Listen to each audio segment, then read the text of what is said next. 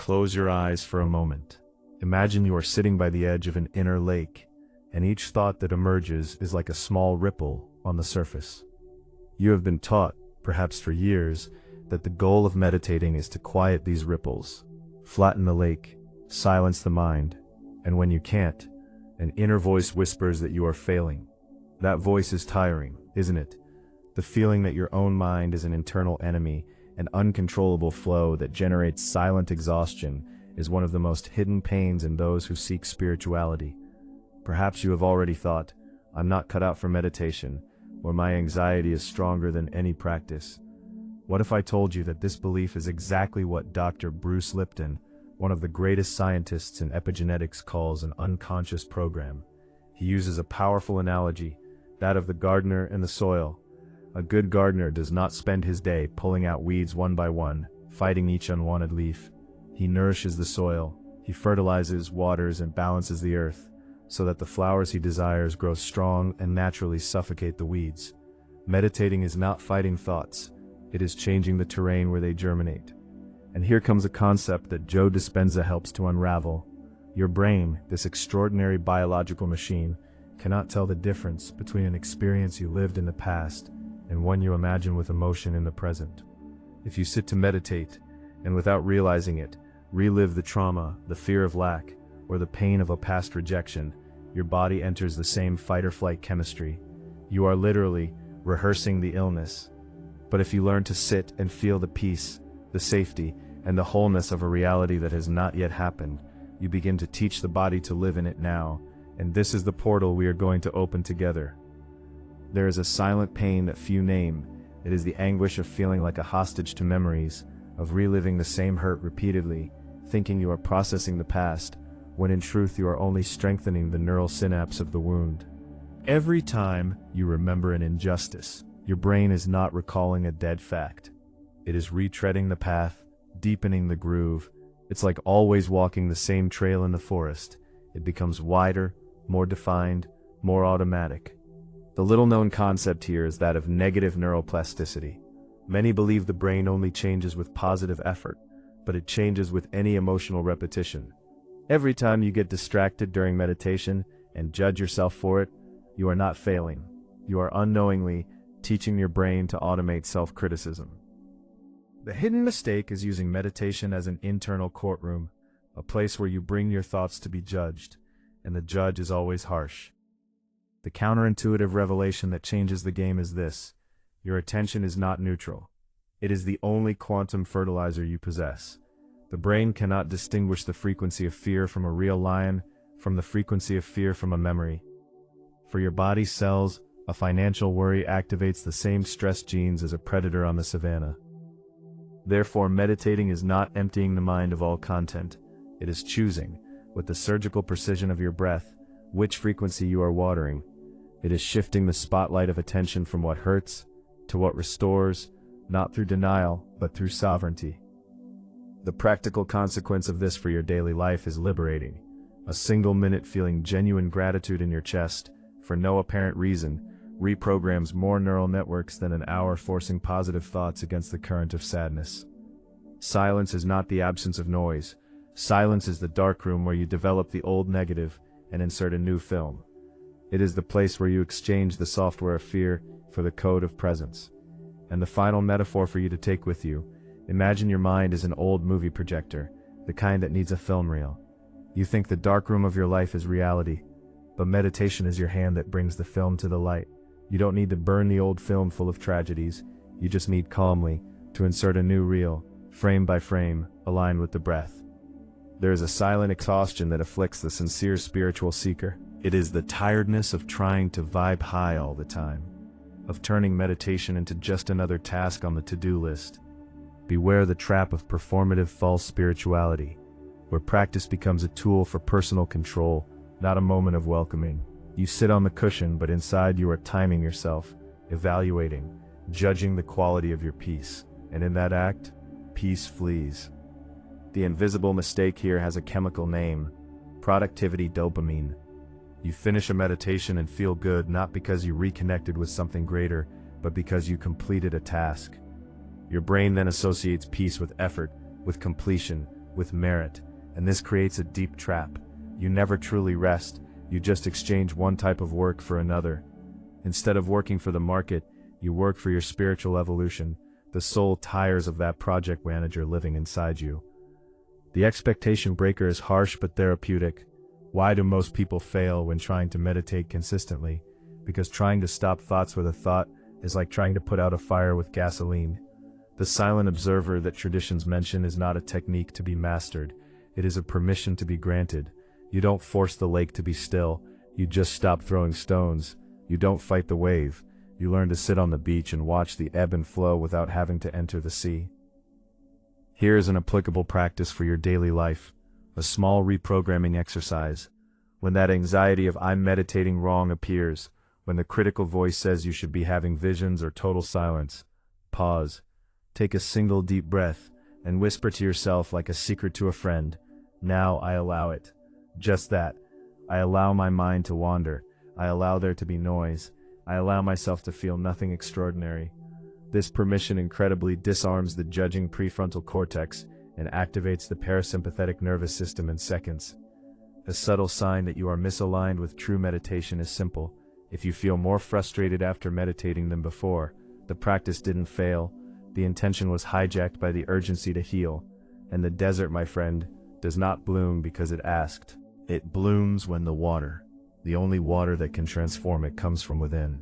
There is a deep anguish that few admit, using spirituality as an anesthetic. Many meditate to dissolve the pain, leave the body, transcend matter, without realizing they are repeating an old pattern of escape. Perhaps you learned in childhood to disconnect from what hurts, to flee to a safe inner world when the external one was threatening. And now, in adulthood, meditation becomes another high-tech escape route. You don't heal the wound, you decorate it with LED lights. The revealing mental model here is one of the most counterintuitive in all of spiritual neuroscience. Pain is not your enemy. Pain is a messenger knocking on the door of your consciousness. Ignoring it in meditation, trying to force yourself to feel peace and love over the tightness in your chest, is like turning off the fire alarm and continuing to read a book. Science shows that what you resist, the brain encodes as a chronic threat. Resistance increases cortisol, inflames the body, and keeps the trauma alive. The expectation breaker that can save your practice is this: meditating to be at peace is very different from meditating to make peace. The first seeks anesthesia, the second seeks integration. You do not overcome your shadow. You do not exercise it with positive mantras. You invite it to sit beside you on the cushion. Hello sadness, hello fear, make yourselves comfortable, let's breathe together. This gesture of hospitality towards your own vulnerability is the most courageous act a human being can perform. And now, a simple 3-step silent technique for you to apply today, without judgment. First, close your eyes and locate the uncomfortable sensation in the body. Don't name it yet. Don't say, "It's anxiety" or "It's hurt." Just feel where the density is, in the chest, throat, stomach. Second, breathe into it as if you were blowing warm air into a fragile glass balloon, not to burst it, but to warm it. Third, with the tenderness of someone speaking to a scared child, ask internally, "What have you come to show me? What do I need to see?" The answer will not come in words, but in a sense of relief, a loosening, perhaps tears. Final metaphor: your body is an old, wise house. Pain is the creak of the door in the basement. If you play loud music, repeat powerful affirmations at maximum volume to avoid hearing the creak, the door will never be fixed. True meditation is not fleeing upstairs. It is going down the stairs slowly, lighting a candle, sitting on the damp step, and saying, "I hear you. How can I lubricate your hinges?" There is a hidden desire in the heart of those who meditate, especially after 40. It is the longing for belonging, for the feeling that the internal effort is not in vain, and at the same time, the pain of energetic loneliness. The feeling that no matter how much peace you cultivate inside your home, when you enter an environment full of family tension or chaotic work, all your frequency unravels like mist in the sun. The silent factor that the science of the unified field reveals is collective heart coherence. Studies from the HeartMath Institute and research with meditating groups have already demonstrated something extraordinary. When a sufficient number of people meditate in sync, crime rates drop, accidents decrease. The mistake you make, and that most make, is believing you meditate only for yourself, inside your private bubble. You do not meditate like a hermit. You meditate like a tuning fork for your quantum neighborhood. The counterintuitive revelation here might be unsettling, but it is liberating.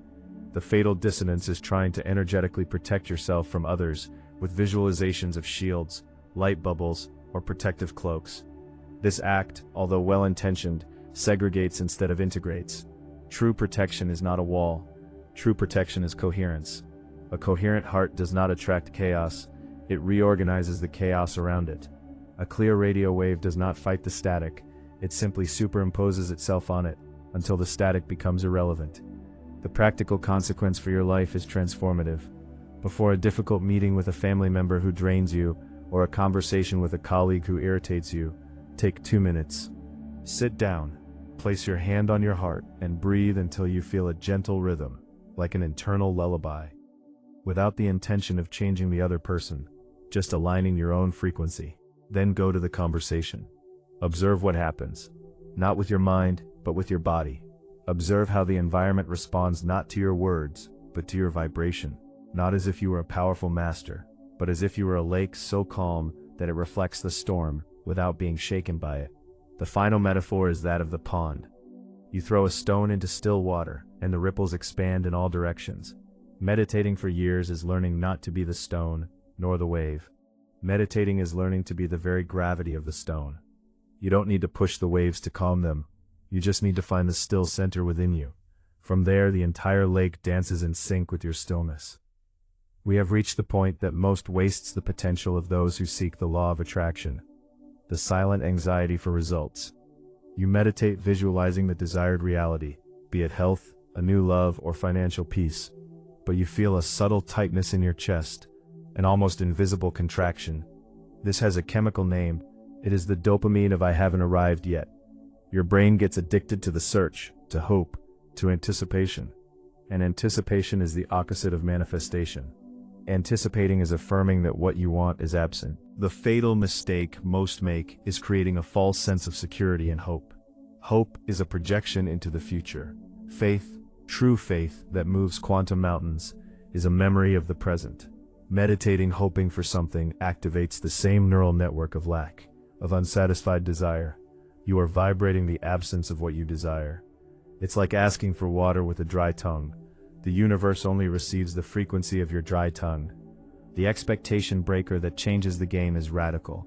Manifesting is not attracting something from outside in. Manifesting is remembering what you already are. If you only feel joy when the money arrives, meditation to attract money will be useless, because your chemistry will say, I need, and the field will say, you have. The two will not meet. First, you must generate the chemistry of joy without reason. That is alchemy. First, you must inhabit the feeling of the answer before the question. Only then will the reality you call external find a compatible electromagnetic field. And here's a simple silent technique lasting just 3 minutes, the most powerful I can share. Sit down, breathe 3 times, and begin to repeat internally, not as a request, but as a memory, the phrase, I already am.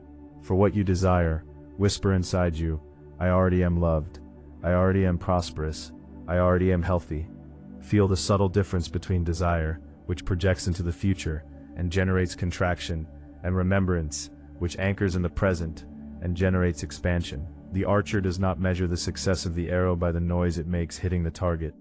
His success, true mastery, lies in the stillness of his fingers at the exact moment of release. Meditating obsessively aiming at the result makes your hand tremble. Meditating being the stillness itself, being the very I already am, always hits the invisible center of what you call reality. And now, we have reached the end of this journey, but your practice is just beginning.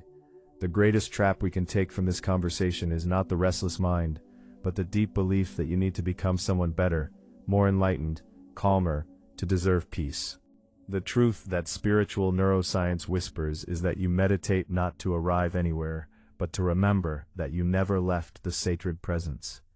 Dr. Bruce Lipton reminds us with his cellular wisdom, a cell does not fight the environment, it adapts or perishes, But you, unlike a passive cell, have the power to choose the environment you wish to offer your DNA with every conscious breath. You do not change your life by changing isolated thoughts, like someone moving furniture around. You transform it when you use meditation to rewrite the instructions you deliver to your biology.